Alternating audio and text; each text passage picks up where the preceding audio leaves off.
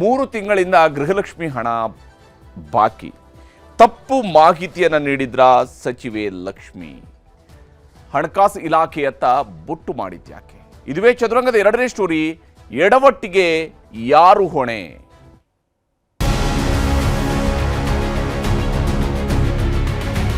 ಮಾತು ಕೊಡಬಾರ್ದು ಒಂದ್ರಿ, ಮಾತು ಕೊಟ್ಮೇಲೆ ಕಂಟಿನ್ಯೂ ಹಾಕ್ಬೇಕು. ಸರಿಯಾಗಿ ಕೊಡಂಗಿದ್ರೆ ಕೊಡ್ಬೇಕು, ಇಲ್ಲಾಂದ್ರೆ ಕೊಡಬಾರ್ದು. ಸಹಾಯ ಮಾಡ್ತಾನಂತ ಹೇಳನ್ರಿ, ಈಗ ಕೈ ಬಿಟ್ಟನ್ರಿ. ನಾವು ಬಡವ್ರ ಹೆಂಗ ಬದುಕಬೇಕ್ರಿ ಸರ್? ಸರ್ಕಾರ ಕಿವಿನೂ ಕೇಳಿಸಲ್ಲ, ಕಣ್ಣು ಕಾಣಿಸಲ್ಲ. ಕೂಡ ಸರ್ಕಾರ ಸರಿ. ಫೈನಾನ್ಸ್ ಮಿನಿಸ್ಟರ್ ಸಿಎಂ ಸಾಹೇಬರು ಸದನದಲ್ಲಿ ಕೊಡ್ತಾರೆ. ಇಲ್ಲಿ ಗೃಹಲಕ್ಷ್ಮಿ ಹಣದ ವಿಚಾರದಲ್ಲಿ, ಗೃಹಲಕ್ಷ್ಮಿ ಯೋಜನೆಯ ಬಗ್ಗೆ ಕಾಂಗ್ರೆಸ್ನವರು ಬಹಳಷ್ಟು ಕ್ರೆಡಿಟ್ ಅನ್ನು ತೆಗೆದುಕೊಳ್ತಾರೆ. ಬಿಜೆಪಿಯವರು ಅದನ್ನು ಟೀಕಿಸ್ತಾ ಇದ್ರೆ, ಕಾಂಗ್ರೆಸ್ನವರು ಇದು ಬಡವರ ಉದ್ಧಾರಕ್ಕಾಗಿ, ಮನೆಯ ಲಕ್ಷ್ಮಿಯರಿಗೆ ಸಹಾಯ ಮಾಡೋದಕ್ಕಾಗಿ, ಅವರು ಪಾಪ ಬಹಳ ಕಷ್ಟದಲ್ಲಿದ್ದಾರೆ, ಅವ್ರಿಗೆ ನಾವು ಅನುಕೂಲ ಮಾಡಿಕೊಡೋದಕ್ಕಾಗಿ, ಇದರಿಂದಾಗಿ ಬಹಳ ಅನುಕೂಲ ಆಗಿದೆ, ಆ ರೀತಿಯಾದಂತಹ ಮಾತುಗಳನ್ನು ಹೇಳ್ತಾ ಹೋಗ್ತಾ ಇದ್ದಾರೆ ಕಾಂಗ್ರೆಸ್ನವರು. ಆದರೆ ಯಾವಾಗ 2 ತಿಂಗಳ ದುಡ್ಡನ್ನು ಕೊಟ್ಟಿಲ್ಲ ಮತ್ತು ಅದು ಕೊಟ್ಟಿಲ್ಲ ಅನ್ನೋದನ್ನು ಕೂಡ ಹೇಳಿಲ್ಲ, ಕೊಟ್ಟಾಗ್ಬಿಟ್ಟಿದೆ ಅಂತ ಹೇಳ್ಕೊಂಡಿದ್ದಾರಲ್ಲ, ಈ ವಿಚಾರ ಬೆಳಕಿಗೆ ಬಂತು. ಈಗ ಇಲ್ಲಿಂದ ಅಲ್ಲಿಗೆ, ಅಲ್ಲಿಂದ ಇಲ್ಲಿಗೆ, ಈ ಕಡೆಯಿಂದ ಆ ಕಡೆಗೆ, ಆ ಕಡೆಯಿಂದ ಈ ಕಡೆಗೆ ಜವಾಬ್ದಾರಿಗಳನ್ನು ಹಂಚಿಕೆ ಮಾಡ್ತಕ್ಕಂಥ ಪ್ರಯತ್ನ ಸಾಗ್ತಾ ಇದೆ. ಅದು ಯಾಕೆ ಅನ್ನೋಂಥದ್ದು ಪ್ರಶ್ನೆ. ಗೃಹಲಕ್ಷ್ಮಿ ದುಡ್ಡು ಹಾಕೋದ್ರಲ್ಲಿ ವಿಳಂಬ ಆಗಿದ್ದು ಎಲ್ಲಿ? ಯಾರ ಕಾರಣ ಇದಕ್ಕೆ? ಸರ್ಕಾರದ ಇಲಾಖೆಗಳಲ್ಲಿ ಗೊಂದಲ ಸೃಷ್ಟಿ ಆಯ್ತಾ? ನಾವು ಫೈಲ್ ಕಳಿಸ್ತೀವಿ, ಅದು ಕ್ಲಿಯರ್ ಆಗಿ ಬಂದಿದೆ ಅಂತ ಅನ್ಕೊಂತೀವಿ ಅಂತ ಹೇಳಿದ್ರೆ, ನಿಜಕ್ಕೂ ಜನರ ಅಕೌಂಟ್ಗೆ ದುಡ್ಡು ಹೋಗಿದೆಯಾ ಇಲ್ವಾ ಅಂತೇಳಿ ನೋಡ್ಬೇಕಾ ಬೇಡವಾ? ಏಪ್ರಿಲ್ ಮೇ ತಿಂಗಳದ ಬಿಲ್ ಕ್ಲಿಯರ್ ಆದಾಗ ಫೆಬ್ರವರಿ ಮಾರ್ಚಿನ ಬಿಲ್ ಕ್ಲಿಯರ್ ಆಗಿದ್ದಿಲ್ಲ ಅಂತೇಳಿ ನೋಡ್ಬೇಕಾ ಬೇಡವಾ? ಮುಜುಗರಕ್ಕೀಡಾದ ಸರ್ಕಾರ, ದುಡ್ಡು ಬರುವುದು ಯಾವಾಗ ಅನ್ನುವಂಥ ಪ್ರಶ್ನೆ ಇದೆ. ಯಾಕಂದ್ರೆ ಇಲ್ಲಿ ಸರ್ಕಾರಕ್ಕೆ ನಿಜಕ್ಕೂ ಕೂಡ, ಯಾಕಂದ್ರೆ 12ನೇ ತಿಂಗಳಲ್ಲಿದ್ದೀವಿ ನಾವು. ಡಿಸೆಂಬರ್ ತಿಂಗಳಂದ್ರೆ ವರ್ಷದ 12ನೇ ತಿಂಗಳು. ವರ್ಷದ 2 ಮತ್ತು 3ನೇ ತಿಂಗಳಿನಲ್ಲಿ ಹಣ ಕೊಟ್ಟಿಲ್ಲ. 2 ಮತ್ತು 3ನೇ ತಿಂಗಳಲ್ಲಿ ಹಣ ಕೊಟ್ಟಿಲ್ಲ. 12ನೇ ತಿಂಗಳಲ್ಲಿದ್ದೀವಿ. ಮಧ್ಯದಲ್ಲಿ 4ನೇ ತಿಂಗಳಿನಿಂದ ಹಿಡಿದು 9ನೇ ತಿಂಗಳ ತನಕ ದುಡ್ಡು ಕೊಟ್ಟಿದ್ದಾರೆ ಇವರು. ಹಾಗಾದ್ರೆ ಯಾರ ಜವಾಬ್ದಾರಿ ಇಲ್ಲಿ? ಗೃಹಲಕ್ಷ್ಮಿ ಗಲಾಟೆ ಹೇಗಿದೆ ಅನ್ನೋದನ್ನು ನಿಮಗೆ ವಿವರಿಸಿ ಹೋಗ್ತೀನಿ. ಬಹಳ ಮುಖ್ಯವಾಗಿ ಇಲ್ಲಿ ಗೃಹಲಕ್ಷ್ಮಿ ಯೋಜನೆಗೆ ಸಂಬಂಧಪಟ್ಟಂತೆ ಗೃಹಲಕ್ಷ್ಮಿ ಗುದ್ದಾಟಕ್ಕೆ ಸರ್ಕಾರದಿಂದಲೇ ದಿನಕ್ಕೊಂದು ಟ್ವಿಸ್ಟ್ ಸಿಗ್ತಾ ಇದೆ. ಸರ್ಕಾರದ ಉತ್ತರಗಳೇ ವಿಚಿತ್ರವಾಗ್ತಾ ಇದೆ. ವಿಶೇಷವಾಗಿ ಇಲಾಖೆಯ ಉತ್ತರ ಇನ್ನಷ್ಟು ವಿಶೇಷವಾಗಿದೆ. ಸಿದ್ದರಾಮಯ್ಯನವರ ಹೊಡೆ ಹೊತ್ತಿರುವ ಆರ್ಥಿಕ ಇಲಾಖೆಯ ಮೇಲೆ ಲಕ್ಷ್ಮೀ ಹೆಬ್ಬಾಳ್ಕರ್ ಅವರು ಬೊಟ್ಟು ಮಾಡ್ತಾ ಇದ್ದಾರೆ. ಹಾಗಾದ್ರೆ ಬೇಕಂತಲೇ ದುಡ್ಡು ಕೊಟ್ಟಿಲ್ವಾ? ಇದು ಪ್ರಶ್ನೆ. ಹಣಕಾಸು ಇಲಾಖೆಯಿಂದ ಹಣ ಬಿಡುಗಡೆಯೇ ಆಗಿಲ್ಲ ಅಂತ ಹೇಳಿ ಹೆಬ್ಬಾಳ್ಕರ್ ಅವರು ಹೇಳ್ತಾ ಇದ್ದಾರೆ. ಸರಿ, ಹಣಕಾಸು ಇಲಾಖೆಯಿಂದ ಹಣ ಬಿಡುಗಡೆ ಆಗಿಲ್ಲ. ಏಪ್ರಿಲ್ ತಿಂಗಳಿನಿಂದ ಯಾರ ಬೊಕ್ಕಸದಿಂದ ಬಂತು? ಮೇ ತಿಂಗಳಲ್ಲಿ ಯಾರಿಂದ ಬಂತು? ಜೂನಲ್ಲಿ ಯಾರಿಂದ ಬಂತು? ಜುಲೈಯಲ್ಲಿ ಯಾರಿಂದ ಬಂತು? ಆಗಸ್ಟಲ್ಲಿ ಯಾರಿಂದ ಬಂತು? ಹಾಗಾದರೆ ಫೆಬ್ರವರಿ ಮತ್ತು ಮಾರ್ಚ್ನಲ್ಲಿ ಯಾಕೆ ಬರಲಿಲ್ಲ? ಸಾಮಾನ್ಯ ಅಲ್ವಾ ಇದು? ಹಣಕಾಸು ಇಲಾಖೆಯಿಂದ ಫೈಲ್ ಕ್ಲಿಯರ್ ಆದ ತಕ್ಷಣ ಹಣ ಅಂತೇಳಿ ಸಚಿವೆ ಹೇಳಿದ್ದಾರೆ. ಆ 2 ತಿಂಗಳ ಫೈಲನ್ನು ಅಲ್ಲೇ ಇಟ್ಟವರು ಯಾರು? ಯಾಕೆ ಫಾಲೋ ಅಪ್ ಮಾಡಿಲ್ಲ? DCM DKಶಿ ಬಳಿಕ ಹಣಕಾಸು ಇಲಾಖೆಯನ್ನ ಲಕ್ಷ್ಮೀ ಹೆಬ್ಬಾಳ್ಕರ್ ಅವರು ದೂರಿದ್ದಾರೆ. ಅಲ್ಲಿಂದ ಹಣ ಬಂದ ತಕ್ಷಣ ಕೊಡ್ತಾರೆ ಅಂತ ಹೇಳ್ಕೊಂಡು ಶಿವಕುಮಾರ್ ಅವರು ನಿನ್ನೆ ಹೇಳಿದರು. ಆದರೆ ಹಣ ಅಲ್ಲಿಂದ ಬರುತ್ತಾ ಇಲ್ಲ, ಬಂದಿದೆಯಾ ಇಲ್ಲ ಅಂತೇಳಿ ನೋಡ್ಕೊಳ್ಳೋದು ಯಾರು? ಇಲ್ಲಿ ಪ್ರಶ್ನೆ ಇರುವಂಥದ್ದು ಇದೇ ವಿಚಾರ. ಲಕ್ಷ್ಮೀ ಹೆಬ್ಬಾಳ್ಕರ್ ಅವ್ರ ಮಾತುಗಳನ್ನ ನಿಮಗೆ ತೋರಿಸ್ತೀನಿ. ಫೈನಾನ್ಷಿಯಲ್ ಡಿಪಾರ್ಟ್ಮೆಂಟ್ಗೆ ಪ್ರತಿ ತಿಂಗಳು ನಮ್ಮ ಇಲಾಖೆಯಿಂದ ನಾನು ಫೈಲ್ ಮೂವ್ ಮಾಡ್ತೀನಿ. 1ನೇ ತಾರೀಕಾಯ್ತು, 3ನೇ ತಾರೀಕಾಯ್ತು, ನಮಗೆ ದುಡ್ಡನ್ನ ರಿಲೀಸ್ ಮಾಡಿ ಅಂತ ನಾವು ಫೈನಾನ್ಸ್ ಡಿಪಾರ್ಟ್ಮೆಂಟ್ಗೆ ಫೈಲ್ ಮೂವ್ ಮಾಡಿದಾಗ, ಯಾವತ್ತು ಯಾವ ತಾರೀಕಿಗೆ ಫೈನಾನ್ಸ್ ಡಿಪಾರ್ಟ್ಮೆಂಟ್ ನಮ್ಮ ಫೈಲನ್ನು ಕ್ಲಿಯರ್ ಮಾಡುತ್ತದೋ ಒಂದು ಕ್ಷಣ ನಾನು ಲೇಟ್ ಮಾಡಿದೆ, ಇದನ್ನ ಗೃಹಲಕ್ಷ್ಮಿಯರ ಅಕೌಂಟ್ಗೆ ಹೋಗೋ ರೀತಿ ನಾನು ನೋಡ್ಕೊಳ್ತೀನಿ. ಮಾರ್ಚ್ ಮತ್ತು ಫೆಬ್ರವರಿದಲ್ಲಿದು ಹೆಚ್ಚು ಕಡಿಮೆ ಆಗಿದ್ರೆ ಅದು ಫೈನಾನ್ಸ್ ಮಿನಿಸ್ಟರ್ ಸಿಎಂ ಸಾಹೇಬರು ಅದಕ್ಕೆ ಉತ್ತರ ಸದನದಲ್ಲಿ ಕೊಡ್ತಾರೆ. ಮತ್ತು ಆ ರೀತಿ ಆಗಿದ್ರೆ ಖಂಡಿತವಾಗ್ಲೂ ಅದನ್ನ ಕ್ಲಿಯರ್. ಹಣಕಾಸು ಇಲಾಖೆಯಿಂದ ಕ್ಲಿಯರೆನ್ಸ್ ಆಗಿದೆ, ಆದ್ರೂ ಕೂಡ ಈ ದುಡ್ಡು ಎಲ್ಲೋ ಇತ್ತು ಅವ್ರು ಕೇಳ್ತಾರೆ ಅಂತ ನೀವು ಒಂದ್ ನಿಮಿಷ ಬ್ರದರ್. ನಿಮ್ಗೆ ಪ್ರತಿಯೊಬ್ಬರಿಗೂ ಕೂಡ ಇವತ್ತು ರೈಟ್ ಟು ಇನ್ಫಾರ್ಮೇಶನ್ ಆಕ್ಟ್ ಇದೆ ಅಲ್ವಾ?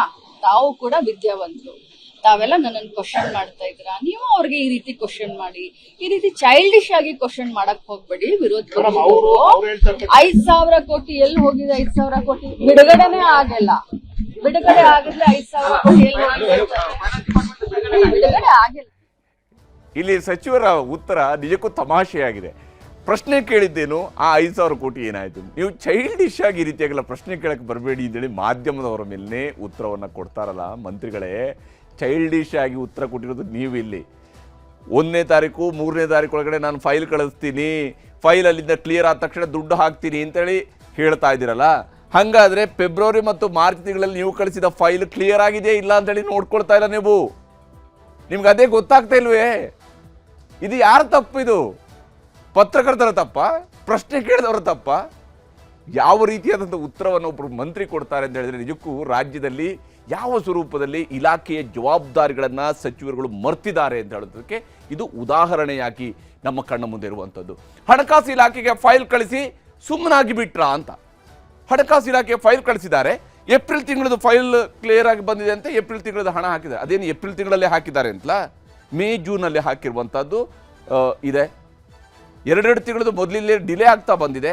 ಇದು ಸಚಿವರಿಗೆ ಗೊತ್ತಿಲ್ವಾ? ಹಾಗಾದರೆ ಹಣಕಾಸು ಇಲಾಖೆಗೆ ಫೈಲ್ ಕಳಿಸ್ತಾರೆ, ಪ್ರತಿಪಕ್ಷದವರು ಕೇಳದೇ ಇರ್ತಿದ್ರೆ 2 ತಿಂಗಳ ಬಾಕಿ ಏನಾಗ್ತಾ ಇತ್ತು? ಸಚಿವರಿಗಂತೂ ಗೊತ್ತೇ ಇರಲಿಲ್ಲ. ಯಾಕಂದರೆ ಅಧಿಕಾರಿಗಳು ಕೊಟ್ಟಿರ್ತಕ್ಕಂಥ ಉತ್ತರವನ್ನು ಹಾಗೇನೆ ಕೊಟ್ಟಿದ್ದಾರೆ ಸದನದಲ್ಲಿ. ನಾವು ಹಣ ಬಿಡುಗಡೆ ಮಾಡಿದ್ದೀವಿ, ಆಗಸ್ಟ್ ತನಕ ಕ್ಲಿಯರ್ ಆಗಿದೆ ಅಂತ ಹೇಳ್ತಾರೆ. ಹಾಗಾದರೆ ಸಚಿವರಿಗೆ ಗೊತ್ತಿರಬೇಕಾಗಿತ್ತಲ್ವಾ? ಪ್ರತಿಪಕ್ಷದವರು ಕೇಳೋ ತನಕ ನೀವು ಯಾಕೆ ಸುಮ್ಮನಿದ್ರಿ? ಕರೆಕ್ಟ್ ಆಗಿರುವಂಥ ಡೇಟ್ ಸಮೇತ ಹೇಳಬೇಕಂದ್ರೆ ಅಕ್ಟೋಬರ್ 16, 2025 ಬೆಂಗಳೂರಿನ KR ಪುರಂನಲ್ಲಿ ಪಾರ್ಕ್ನಲ್ಲಿ ಶಿವಕುಮಾರ್ ಅವರು ಬೆಂಗಳೂರು ನಡಿಗೆ ಕಾರ್ಯಕ್ರಮದ ಸಂದರ್ಭದಲ್ಲೂ ಕೂಡ ಇಂಥದ್ದೊಂದು ಪ್ರಶ್ನೆ ಬರುತ್ತೆ ಅವರಿಗೆ. ಅವತ್ತು ಇವರ ಇಲಾಖೆಯನ್ನು ಕೊಟ್ಟಿರುವಂಥ ಉತ್ತರ, ಉಪಮುಖ್ಯಮಂತ್ರಿಗಳಿಗೆ ಕೊಟ್ಟಿರುವಂಥ ಉತ್ತರ ಏನು ಗೊತ್ತಾ? ಜುಲೈ ತಿಂಗಳ ತನಕದ ಎಲ್ಲ ಫೈಲ್ ಕ್ಲಿಯರ್ ಆಗಿದೆ ಸರ್, ಎಲ್ಲ ಪೇಮೆಂಟ್ ಕ್ಲಿಯರ್ ಆಗಿದೆ ಸರ್ ಅಂತ ಹೇಳಿದ್ದಾರೆ. ಜುಲೈ ತಿಂಗಳ ತನಕ ಕ್ಲಿಯರ್ ಆಗಿದೆ ಅಂತ ಹೇಳಿದರೆ ಮಾರ್ಚ್ ಮತ್ತು ಫೆಬ್ರವರಿ ತಿಂಗಳದ್ದು ಕ್ಲಿಯರ್ ಆಗಬೇಕಿತ್ತೋ ಬೇಡವೋ? ಹಾಗಾದರೆ ಉಪಮುಖ್ಯಮಂತ್ರಿಗಳಿಗೂ ಕೂಡ ದಾರಿ ತಪ್ಪಿಸುವಂಥ ಉತ್ತರವನ್ನು ನಿಮ್ಮ ಇಲಾಖೆ ಕೊಡ್ತಾ ಇದೆಯಲ್ವಾ ಲಕ್ಷ್ಮೀ ಹೆಬ್ಬಾಳ್ಕರ್ ಅವರೇ? ಇದಕ್ಕೆ ಯಾರು ಹೊಣೆಗಾರಿಕೆ? ಹಾಗಾದರೆ ಪ್ರತಿಪಕ್ಷದವ್ರು ಕೇಳದಿರ್ತೀರಿ, ಏನು ಮಾಡ್ತಿದ್ರಿ? ಫೆಬ್ರವರಿ ಮಾರ್ಚ್ ತಿಂಗಳ ಜವಾಬ್ದಾರಿ ಯಾರದ್ದು? 5,000 ಕೋಟಿ ರೂಪಾಯಿಯ ಹಣ ಇದು. 1-2 ರೂಪಾಯಿ ಹಣ ಅಲ್ಲ, 5 ರೂಪಾಯಿ ಹಣ ಅಲ್ಲ, ಇದು 5,000 ಕೋಟಿ ರೂಪಾಯಿಗಳ ಹಣ. ಅಷ್ಟು ದೊಡ್ಡ ಅಮೌಂಟ್ ಡಿಸ್ಟ್ರಿಬ್ಯೂಟ್ ಆಗಿದೆಯಾ ಇಲ್ವಾ ಅಂತೇಳಿ ಗೊತ್ತಾಗಬೇಕಾ ಬೇಡವಾ ಸರ್ಕಾರದಲ್ಲಿ ಹೊಣೆಗಾರಿಕೆ ಇದ್ದಂಥವ್ರಿಗೆ? ಸಾಮಾನ್ಯವಾಗಿ ಯೋಚನೆ ಮಾಡಿ, ನಮ್ಮ ಮನೆಗಳಲ್ಲಿ 5,000 ರೂಪಾಯಿನ ನಾವು ಯಾವುದಕ್ಕೂ ಖರ್ಚು ಮಾಡ್ತೀವಿ ಅಂದರೆ ಲೆಕ್ಕ ಇಟ್ಕೊಂಡಿರ್ತೀವೋ ಇಟ್ಕೊಂಡಿರೋದಿಲ್ಲ. 5,000 ಕೋಟಿ ರೂಪಾಯಿ ಲೆಕ್ಕಕ್ಕೆ ಸಿಗೋದಿಲ್ಲ ಅಂತೇಳಿ ಆದರೆ ಯಾವ ರೀತಿದ್ದು? ಹಣಕಾಸು ಇಲಾಖೆಗೆ ಫೈಲ್ ಕಳಿಸೋದಷ್ಟೇ ನಿಮ್ಮ ಕೆಲಸನ? ಓಕೆ, 5,000 ಕೋಟಿ ರೂಪಾಯಿ ಎಲ್ಲೂ ಹೋಗಿಲ್ಲ, ಅದು ಕ್ಲಿಯರ್ ಆಗಿಲ್ಲ, ಬಿಲ್ ಹಾಗೆಯೇ ಉಳ್ಕೊಂಡಿದೆ ಅಂತಲೇ ಅನ್ನುವ ವಾದವನ್ನೇ ಒಪ್ಕೊಳ್ಳೋಣ. ಬಹುಶಃ ಅದೇ ಸರಿ ಕೂಡ ಇರಬಹುದು. ಬಿಲ್ ಕ್ಲಿಯರ್ ಆಗದೆ ಅದು ಹಾಗೆಯೇ ಪೆಂಡಿಂಗ್ ಇರ್ಬೋದು. ಆದರೆ 5,000 ಕೋಟಿ ರೂಪಾಯಿ ಬಂದಿದೆ ಬಂದಿಲ್ಲ ಅಂತೇಳಿ ಯೋಚನೆ ಮಾಡಬೇಕಾ ಬೇಡವಾ? ಅದನ್ನು ಕ್ಲಿಯರ್ ಮಾಡಬೇಕಾ ಬೇಡವಾ? ಏಪ್ರಿಲ್ ಮೇದು ಹೇಗೆ ಕ್ಲಿಯರ್ ಆಗುತ್ತೆ? ಫೆಬ್ರವರಿ ಮಾರ್ಚ್ ಬಿಲ್ ಕ್ಲಿಯರ್ ಆಗದೆ? ಹಣಕಾಸು ಇಲಾಖೆಗೆ ಫೈಲ್ ಕಳಿಸೋದು ಅಷ್ಟೇ ಇವರ ಕೆಲಸನ? ಹಾಗಾದರೆ ಫೈಲ್ ಕಳಿಸೋದು, ಅಲ್ಲಿಂದ ದುಡ್ಡು ಬಂದ ತಕ್ಷಣ ಹಾಕಿಬಿಡೋದು, ಯಾವ ತಿಂಗಳದ್ದು ಅಂತ ನೋಡೋದಕ್ಕಿಲ್ಲ. ಏಪ್ರಿಲ್ ತಿಂಗಳ ಹಣ ಬಂದಾಗಲೂ ಫೆಬ್ರವರಿ ಮಾರ್ಚ್ ಇವರಿಗೆ ನೆನಪೇ ಆಗಲಿಲ್ವಾ? ಮಂತ್ರಿಗಳು ಎಷ್ಟು ಬಹಳ ಸೀರಿಯಸ್ ಆಗಿ ಉತ್ತರ ಕೊಡ್ತಾರೆ ಅಂತ ಹೇಳಿದ್ರೆ, ನಾನು 1ನೇ ತಾರೀಕು 3ನೇ ತಾರೀಕು ಒಳಗಡೆ ಹಿಂಗೆ ಫೈಲ್ ಕಳಿಸ್ತೀವಿ, ಅಲ್ಲಿಂದ ಹಣ ಬಂದ ತಕ್ಷಣವೇ 1 ನಿಮಿಷ ಕೂಡ ಲೇಟ್ ಮಾಡಿದ್ರೆ ಇಮಿಡಿಯೇಟಾಗಿ ನಾವು ಹಣ ಪೇಮೆಂಟ್ ಮಾಡ್ತೀವಿ ಅಂತ ಹೇಳ್ತಾರೆ. ಹಣ ಪೇಮೆಂಟ್ ಮಾಡ್ತೀರಿ ಫೆಬ್ರವರಿ ಮಾರ್ಚ್ ತಿಂಗಳದ್ದು, ಹಾಗಾದರೆ ನೀವು ಯಾಕೆ ಗಮನಕ್ಕೆ ಬಂದಿಲ್ಲ? ನಿಮಗೆ 2 ತಿಂಗಳದ ಗಮನಕ್ಕೆ ಬಂದಿಲ್ಲ ಅಂದರೆ ಏನರ್ಥ? ಸರ್ಕಾರದಲ್ಲಿ ಪ್ರತಿ ತಿಂಗಳು ಹಣ ಹೋಗಿದೆಯಾ ಇಲ್ವಾ ಅನ್ನುವಂಥದ್ದನ್ನು ಪರಿಶೀಲಿಸೋದು ಯಾರು? ಯಾವ ಕಾರಣಕ್ಕಾಗಿ ಮಂತ್ರಿ ಇದ್ದಾರೆ? ಯಾವ ಕಾರಣಕ್ಕಾಗಿ ಕರ್ನಾಟಕದಲ್ಲಿ ಮಹಿಳಾ ಮತ್ತು ಮಕ್ಕಳ ಕಲ್ಯಾಣ ಇಲಾಖೆಗೆ ಮಂತ್ರಿ ಇದ್ದಾರೆ? ಇದು ಸಾಮಾನ್ಯವಾಗಿ ಕೇಳಬೇಕಾಗಿರೋ ಪ್ರಶ್ನೆ, ಹೌದಾ ಅಲ್ವಾ? ಸಾಮಾನ್ಯ ಜನರಿಗೆ ಇಂತಹ ಪ್ರಶ್ನೆ ಬರುತ್ತಾ ಇಲ್ವಾ? ಇದಕ್ಕೆ ಪ್ರತಿಪಕ್ಷದವರೇ ಬೇಕಾ? ಆಡಳಿತ ಪಕ್ಷದ ಶಾಸಕರು ಕೂಡ ಕೇಳ್ತಾರೆ ಇದನ್ನ. ಇಲಾಖೆಯಲ್ಲಿ ಕೇವಲ ಅಧಿಕಾರಿಗಳು ಮಾತ್ರ ದರ್ಬಾರ್ ನಡೆಸ್ತಾ ಇದ್ದಾರಾ?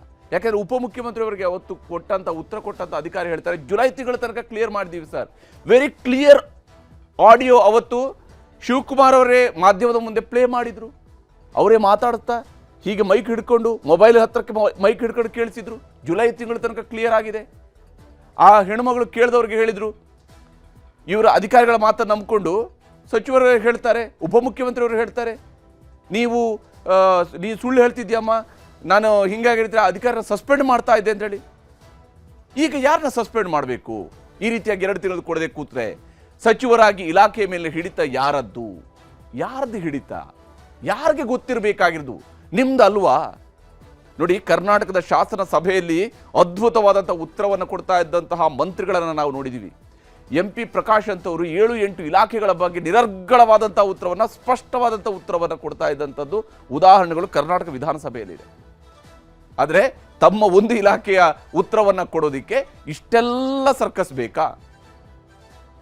ಮತ್ತೆ ಪ್ರಶ್ನೆ ಕೇಳಿದಾಗ ಬಾಲಿಶ ಪ್ರಶ್ನೆಯನ್ನು ಕೇಳ್ತಿದ್ದೀರಿ. ನೀವು ಈ ಪ್ರಶ್ನೆ ಅವ್ರಿಗೆ ಹೋಗಿ ಕೇಳಿ. ಯಾರಿಗೆ ಯಾವ ಪ್ರಶ್ನೆಯನ್ನು ಕೇಳಬೇಕು ಅಂತ ಗೊತ್ತಿರುತ್ತೆ ಪತ್ರಕರ್ತರಿಗೆ. ಆದರೆ ಈ ರೀತಿಯಾದಂತಹ ಉತ್ತರ 5,000 ಕೋಟಿಯಷ್ಟು ದೊಡ್ಡ ಮೊತ್ತದ ಬಗ್ಗೆಯೇ ಲೆಕ್ಕ ಇಡೋದಕ್ಕೆ ಟೈಮ್ ಇಲ್ವಾ? 5,000 ಕೋಟಿ ರೂಪಾಯಿ ಬಂದಿಲ್ಲ ಅಂತೇಳಿ ಆದಾಗ ಆಕೆ ಲೆಕ್ಕ ಇಡಬೇಕಾ ಬೇಡವಾ? ಆಕೆ ಟೈಮ್ ಇಲ್ವಾ? ಇದು ಆ್ಯಕ್ಚುಲಿ ಕಳೆದ ಆರ್ಥಿಕ ವರ್ಷದ ಕಡೆಯ 2 ತಿಂಗಳ ದುಡ್ಡಿದು. ಈ ಆರ್ಥಿಕ ವರ್ಷದಲ್ಲ ಇದು, ಕಳೆದ ಆರ್ಥಿಕ ವರ್ಷದ ಕಡೆಯ 2 ತಿಂಗಳದ್ದು. ಅದು ಈ ವರ್ಷ ಇಲ್ಲಿ ಡಿಸೆಂಬರ್ ಆಗೋದ ತನಕ ಕೂಡ ಗೊತ್ತಾಗಿಲ್ಲ. ಅದ್ರ ಏನು ಅರ್ಥ ಇದು? ಹಣಕಾಸು ಇಲಾಖೆಯ ಜೊತೆಗೆ ಸಮನ್ವಯ ಸಾಧಿಸಬೇಕಾಗಿದ್ದು ಯಾರ ಹೊಣೆ? ಯಾರ ಹೊಣೆಗಾರಿಕೆ ಇದು? ಸಮನ್ವಯ ಸಾಧಿಸಬೇಕಾಗಿರುವಂಥದ್ದು. ಪ್ರತಿ ತಿಂಗಳು ದುಡ್ಡು ಬಂದಿದೆ, ಬಂದಿಲ್ಲ, ಇವ್ರಿಗೆಲ್ಲ ಕ್ರೆಡಿಟ್ ಬೇಕು, ಯೋಜನೆಯ ಕ್ರೆಡಿಟ್ ಬೇಕು. ನನ್ನಿಂದಾಗಿ ಹೆಣ್ಣು ಮಕ್ಕಳಿಗೆ ಹಣ ಕೊಡ್ತಾ ಇರುವಂಥ ಪುಣ್ಯದ ಕೆಲಸ ನಾನು ಮಾಡ್ತಾ ಇದ್ದೀನಿ ಅಂತೇಳಿ ಸಚಿವರೇ ಹೇಳ್ತಾ ಇದ್ದಾರೆ, ಅನೇಕ ಬಾರಿ ಹೇಳ್ಕೊಂಡಿದ್ದಾರೆ. ಸರಿ, ನೀವು ಕ್ರೆಡಿಟ್ ತಗೊಳ್ಳಿ, ಕ್ರೆಡಿಟ್ ನೀವೇ ತಗೊಳ್ಬೇಕು. ಆದರೆ ಅದ್ರ ಜೊತೆಗೆ ಹೊಣೆಗಾರಿಕೆಗಳು ಬೇಡವಾ? ಅದರ ಹೊಣೆಗಾರಿಕೆ ಯಾರದ್ದು? ಆ ಹೊಣೆಗಾರಿಕೆ ನಿಮಗೆ ಹಾಗಾದರೆ ಬೇಡವಾ? ಕೇವಲ ಕ್ರೆಡಿಟ್ ಸಾಕಾ? ಈ ಪ್ರಶ್ನೆಗಳಿಗೂ ಕೂಡ ಸಚಿವರು ಉತ್ತರವನ್ನು ಕೊಡಬೇಕಾಗುತ್ತೆ. ಯಾಕಂದರೆ ಜವಾಬ್ದಾರಿಯುತ ಸ್ಥಾನದಲ್ಲಿದ್ದೀರಿ. ಕರ್ನಾಟಕದ ಜನರಿಗೆ ನೀವು ಉತ್ತರ ಕೊಡಬೇಕಾಗಿರೋದು ನಿಮ್ಮ ಜವಾಬ್ದಾರಿ. ಇದು ಪ್ರಶ್ನೆಯನ್ನು ಕೇಳುವಂಥದ್ದು ವಿಚಾರದಲ್ಲಿ ಬಾಲಿಶ ಅದು ಇದು ಅಂತ ಹೇಳಿದ ತಕ್ಷಣ ಮುಗಿಯೋದಿಲ್ಲ. ಇಂತಹ ವಿಚಾರಗಳಿಗೆ ಉತ್ತರವನ್ನು ಕೊಡಬೇಕಾಗುತ್ತೆ. ಯಾಕಾಯ್ತಿದು? ಎಡವಟ್ಟಿಗೆ ಯಾರು ಹೊಣೆ ಅನ್ನೋಂಥದ್ದು ಕೂಡ ಗೊತ್ತಾಗಬೇಕಾಗಿರುತ್ತೆ.